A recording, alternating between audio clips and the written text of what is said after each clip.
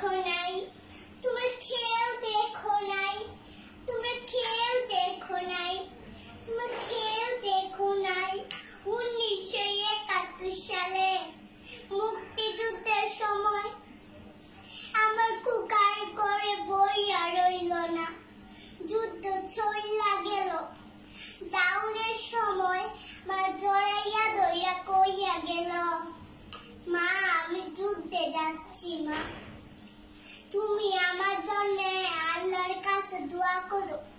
আমি একটা মূর্খ সূর্খ মানুষ, বুঝি না।